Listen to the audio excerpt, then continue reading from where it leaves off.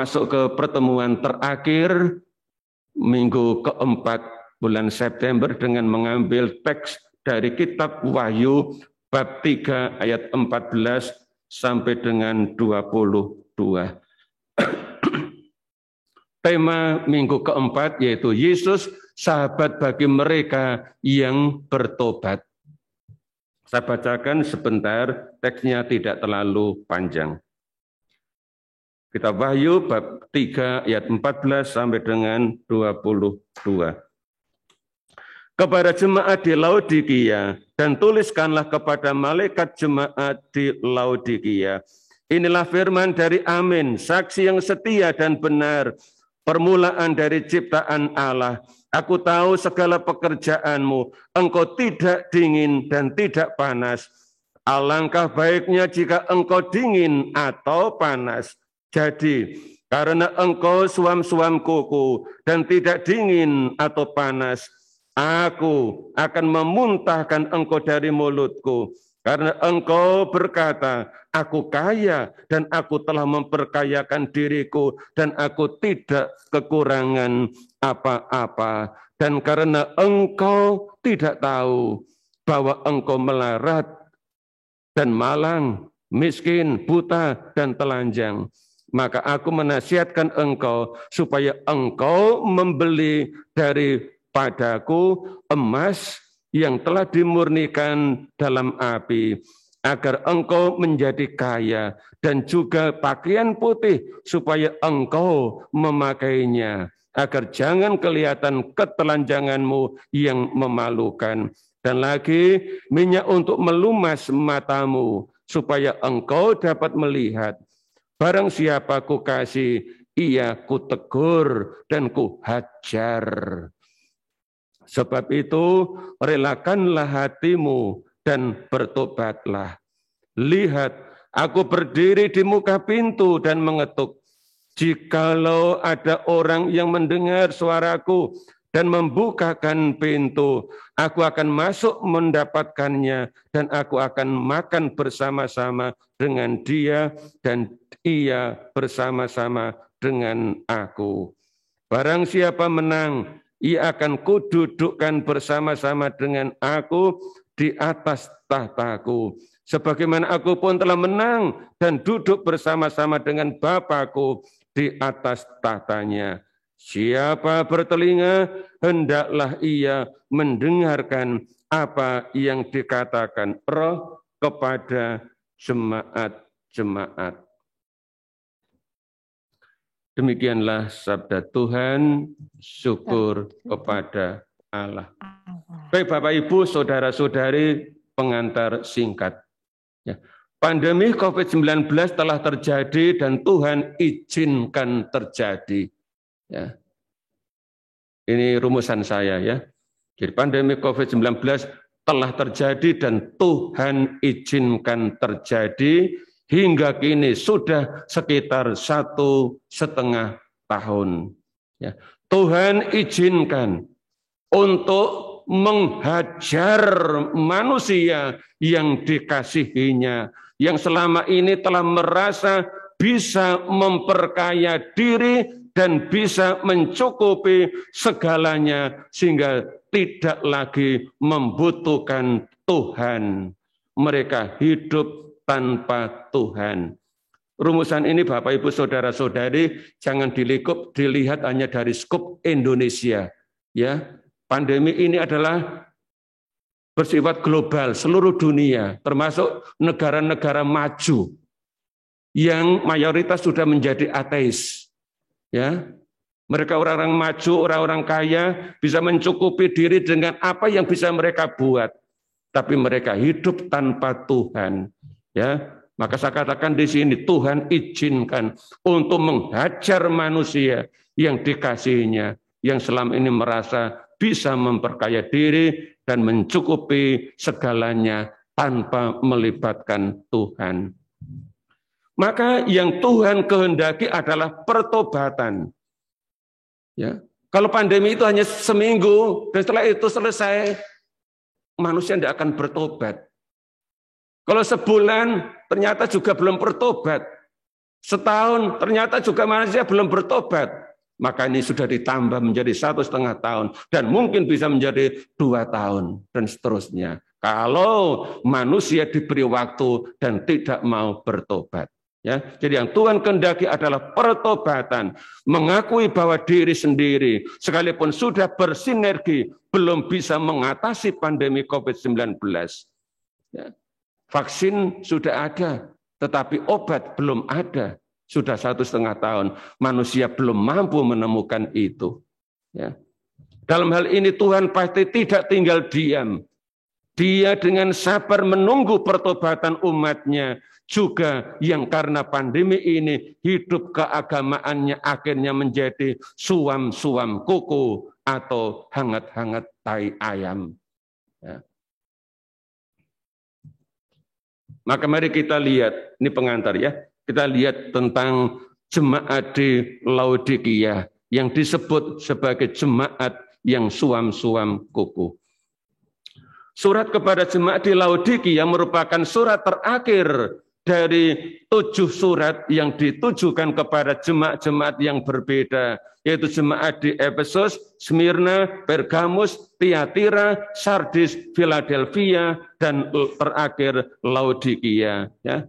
Kitab Wahyu atau dalam hal ini surat-surat kepada 7 jemaat itu ditulis dalam gaya bahasa dan penggambaran apokaliptik, ya, yang artinya menyingkap atau membuka rahasia yang disampaikan dalam bentuk gambaran. Ya. Maka dalam teks tadi kita lihat ada banyak gambaran yang harus dimengerti secara rohani, ya, tidak bisa hanya dilihat begitu saja. Tujuan dari penulisan surat adalah sebagai peringatan kenabian agar orang-orang Kristen bersikap hati-hati sehingga tidak kehilangan keselamatan yang telah dimenangkan atau diberikan oleh Kristus bagi mereka yang percaya kepadanya. Laodikia adalah kota penting pada masa kekaisaran Romawi. Ya. Laodikia terletak paling selatan dari ke-7 gereja yang dikirimi surat dan terletak hampir persis di sebelah timur Efesus. Ya. Dari semua jemaat ini ada di paling selatan Laodikia. Persis ada di sebelah timur Efesus. Jemaat yang di Efesus. Ya. Terkenal karena industri pakaian wool, juga pusat keuangan dan sekolah kedokteran, ya, khususnya menangani, mempelajari penyakit mata. Ya. Laodikia juga merupakan kota yang makmur dan terkaya di zaman kuno, sehingga semangat konsumerisme pada zamannya ikut berpengaruh pada kehidupan rohani orang-orang Kristen di kota Laodikia itu. Jemaat ini disebut-sebut oleh Rasul Paulus dalam suratnya kepada jemaat di Kolose. Beberapa kali disebut. Ya. Kita akan lihat beberapa poin penting. Pertama mengenai firman dari Amin. Dikatakan pada ayat 14.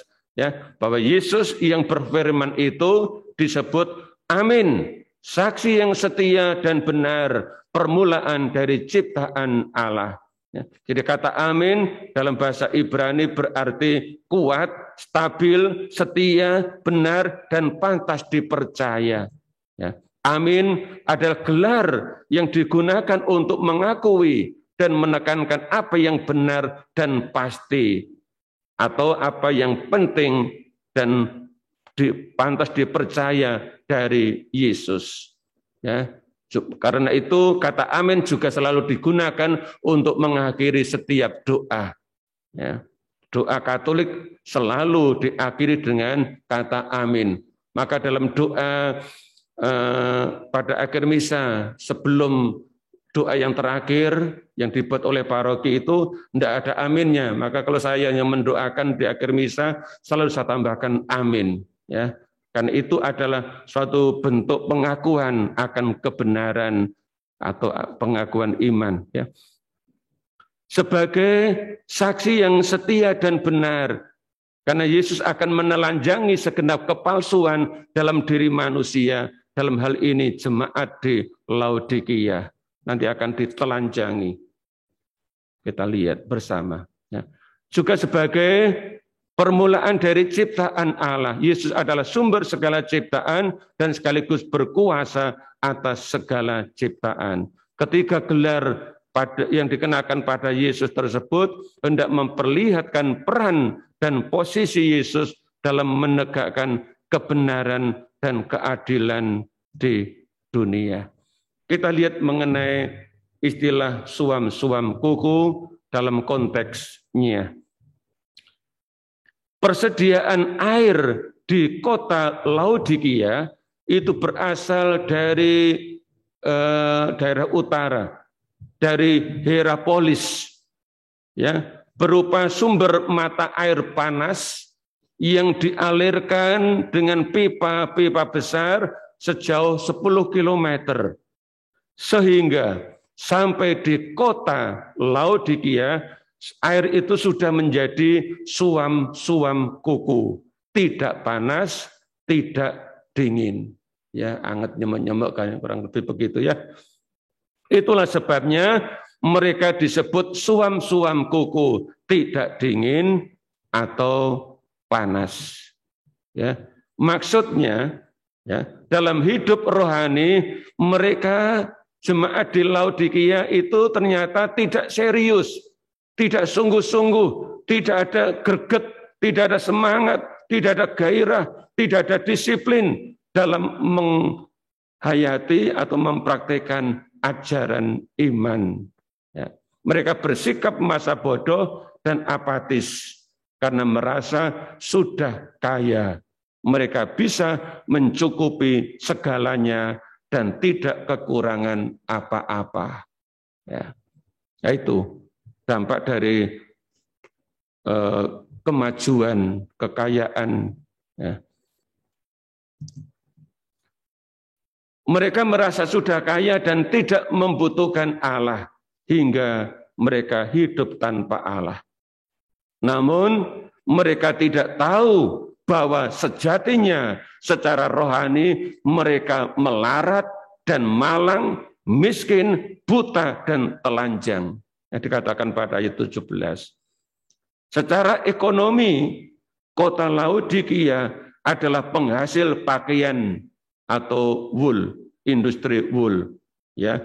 Namun secara rohani mereka telanjang, ya. Jadi secara ekonomi, secara jasmani menghasilkan industri wool, ya, pakaian untuk pakaian mewah, tetapi secara rohani mereka telanjang, ya. Maka Yesus memberi beberapa nasihat, ya. Pertama soal membeli emas. Ya. Manusia tidak pernah bertransaksi dengan Yesus atau dengan Tuhan.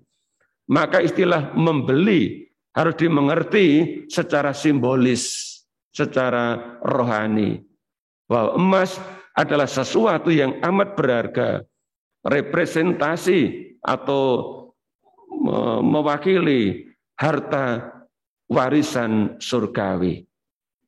Jemaat di Laodikia yang secara rohani dikatakan melarat, malang, dan miskin dinasihati oleh Yesus agar kembali kepada iman yang benar akan Tuhan sebagai harta warisan surgawi. Ya. Kedua, soal membeli pakaian putih. Laodikia adalah penghasil wool hitam. Ya. Namun jemaat di Laodikia yang secara rohani telanjang dinasihati agar mereka memakai pakaian putih. Ya, kontradiksi, ya, menghasilkan wool hitam tapi disuruh memakai pakaian putih. Ya, kata putih atau pakaian putih itu mencerminkan, memancarkan semangat kesederhanaan, juga kemurnian dan kesucian. Caranya bagaimana? Yaitu dengan melakukan pertobatan. Ya. Ketiga, soal melumas mata dengan minyak. Ingat, penduduk Laodikia adalah penghasil minyak untuk obat mata. Karena ada sekolah, fakultas kedokteran yang menangani, mengembangkan tentang penyembuhan mata. Maka jemaat di Laodikia yang secara rohani buta, ya dikatakan buta, dinasihati agar melumasi mata mereka dengan minyak sehingga bisa melek, bisa melihat, tidak lagi hidup dalam kegelapan dan ketidakpedulian seperti yang dalam minggu ketiga ditunjukkan dalam diri seorang imam dan orang Lewi yang tidak peduli terhadap orang lain yang menderita, melihat tetapi tidak melihat. Ya. Nah, ini jemaat di Laodikia juga begitu, ya. Mereka supaya meminyaki mata mereka dengan minyak, ya, melumasi dengan minyak supaya bisa melek, bisa melihat penderitaan orang lain. Setelah ketiga nasihat disampaikan, Yesus berkata, relakanlah hatimu dan bertobatlah. Ya, kata relakanlah hatimu itu bisa berarti bersemangatlah, bernyala-nyalalah semangatmu. Jangan merasa lesu, merasa loyo. Ya. Setelah ditegur dan dihajar. Ya, seperti yang dikatakan oleh Rasul Paulus dalam suratnya kepada jemaat di Roma bab 12 ayat 11 yang sering dinyanyikan oleh orang-orang karismatik. Ya. Janganlah kerajinanmu kendor, biarlah rohmu menyala-nyala. Nah, itu ya. Jadi itu yang diinginkan oleh Paulus supaya dalam melayani dengan semangat, dengan roh yang menyala-nyala. Yesus juga ingin supaya jemaat di Laodikia begitu, ya, supaya mereka tidak suam-suamku, tapi punya semangat gairah dalam menghayati iman akan Tuhan. Bertobat atau metanoia artinya mau berubah dalam cara berpikir, cara bersikap, cara berperilaku, dan cara beriman kepada Tuhan. Ya. Karena itu Yesus katakan, lihat, aku berdiri di muka pintu dan mengetuk. Jikalau ada orang yang mendengar suaraku dan membukakan pintu, aku akan masuk mendapatkannya dan aku akan makan bersama-sama dengan dia dan ia makan bersama-sama dengan aku.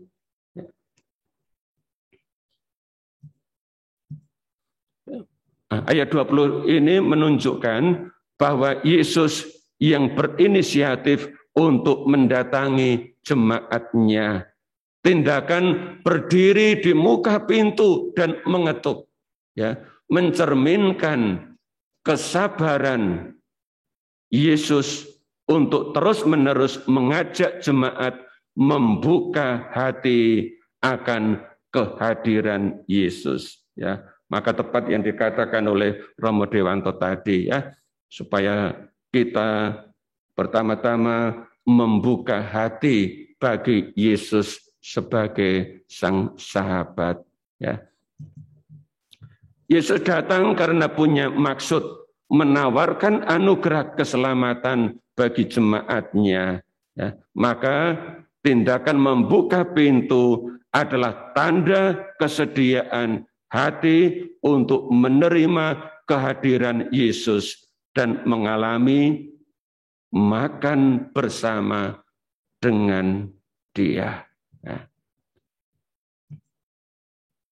Makan adalah pesta perjamuan yang melibatkan banyak orang yang datang dengan sukacita dan kegembiraan. Maka jemaat di Laodikia diundang Yesus untuk mengalami sukacita, kegembiraan, dan keselamatan dalam perjamuan bersama dengan Dia, perjamuan surgawi. Ya. Duduk bersama-sama dengan Yesus. Itu juga yang perlu kita lihat sebentar. Ya.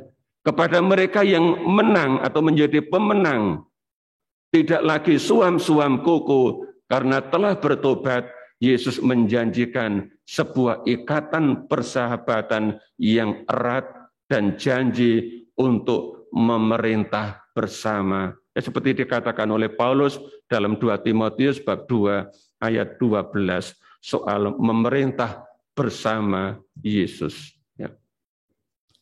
Lalu soal siapa bertelinga hendaklah mendengarkan yang dikatakan pada ayat 22 juga ditemukan dalam semua surat kepada jemaat lain seperti kepada jemaat di Efesus, Smyrna, Pergamus, Tiatira, Sardis dan juga jemaat di Philadelphia. Semua sama. Ya. Pada ayat terakhir dari setiap surat itu dikatakan siapa yang bertelinga hendaknya mendengarkan. Ya.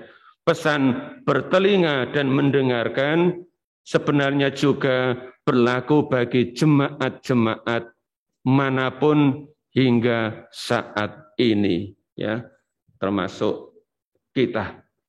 Maka kita perlu menemukan beberapa poin pesan dari apa yang dikatakan dalam perikop ini.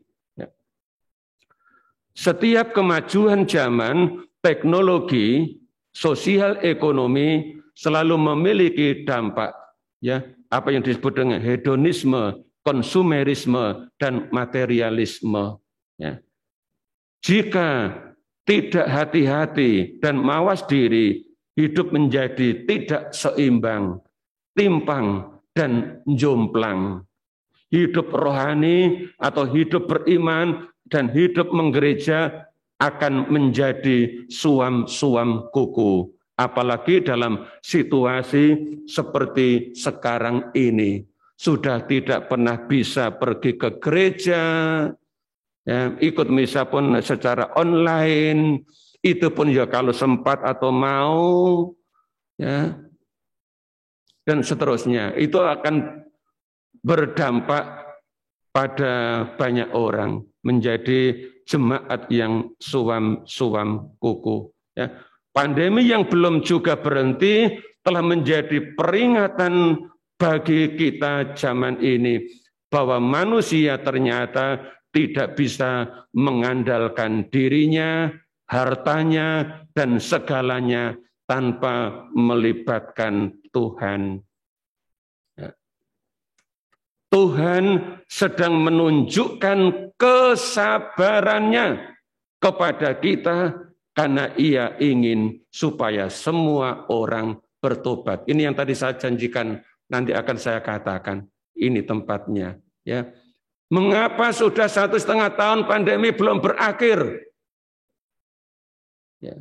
Saya menemukan jawabannya di sini.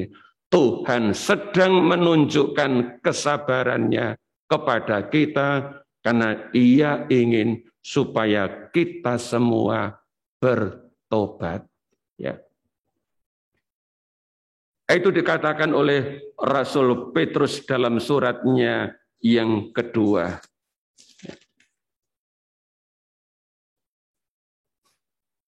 Dalam 2 Petrus bab 3 ayat 9, Petrus berkata begini, Tuhan tidak melalaikan menepati janjinya, sekalipun ada orang yang menganggapnya sebagai kelalaian. Bahwa Tuhan lalai, bahwa Tuhan tidak mendengar, bahwa Tuhan tidak peduli dan sebagainya. Tetapi Ia sabar terhadap kamu. Karena Ia menghendaki supaya jangan ada yang binasa, melainkan supaya semua orang berbalik dan bertobat. Jadi tema kita pagi ini tentang pertobatan. Dan Yesus mau menjadi sahabat bagi orang yang mau bertobat. ia sabar menunggu. Sudah 1,5 tahun Yesus menunggu supaya orang bertobat. Dan 1,5 tahun hampir lewat. Sebentar lagi akan menjadi 1,7 dan seterusnya. Kita berharap pandemi ini akan membuat orang berbalik kepada Tuhan, sehingga akan segera berakhir apa yang disebut dengan pandemi. Ya, ini Bapak Ibu yang perlu kita refleksikan. Pesan yang terakhir ini tidak ada dalam buku panduan yang dari keuskupan. Ini saya temukan sendiri dalam refleksi saya, dan kalau ini dianggap penting, tolong diperdalam, dijadikan sebagai bahan refleksi bersama umat, supaya umat menemukan pesan ini sungguh-sungguh enggak. Oh iya, kenapa sudah berdoa terus-menerus juga belum berhenti pandemi ini? Ya, ada yang rajin berdoa, tapi yang lain tidak bertobat-tobat. Ya, maka Tuhan dengan sabar menunggu. Nah, ini yang perlu kita renungkan bersama. Tuhan sedang menunjukkan kesabarannya kepada kita sampai kita semua bertobat, karena Ia tidak menghendaki ada yang binasa. Begitu Bapak Ibu, saudara-saudari, yang kita lihat tentang pesan dari perikop kitab Wahyu ini. Maka terakhir saya mau mengatakan, mari kita terus berbenah diri, serta memperbarui diri dan hati, agar kita tidak menjadi jemaat di lingkungan, jemaat di wilayah, dan jemaat di paroki Meruya yang suam kuku.